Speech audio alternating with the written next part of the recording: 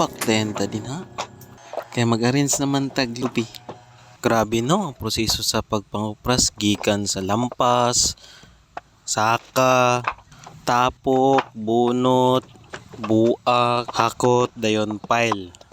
Sa pagpile na to din ha, nasa miming ng Marites Tanawa o. Paguman, ambak ko dayon.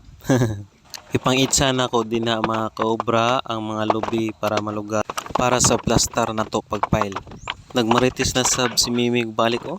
Ang gibuhat na to din ha kay nagkulob taglubi sa ibabaw. Pero sa una nga pile ana mga kaobra kay hayang kay para di masunog kay maumanay permiro mosugat sa kainit. Sa pagpile na ko din ha naasab si Papa para mas mapadali ang paghuman. Di gyud lalim ang pagpile kay nangaunsa ni akong naong o.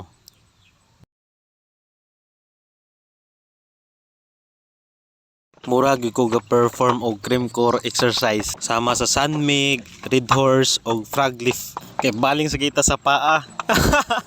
Only criminology students can relate. Kay strong man ta, padayon gyapon ta. Kay wala man sab trabaho nga di mahuman pagtrabahoon, di ba? Bitaw kinahanglan ako additional backup. Mao ni si Risher, kining gamay, kining nasa kilid kay ila nakita o mo ni si Alsher. Nitindog na ta dinha kay baling sa kita sa hawak. Oy, relax sa ba? Yon tokong nasab. Tansi mo sa mga batari oh.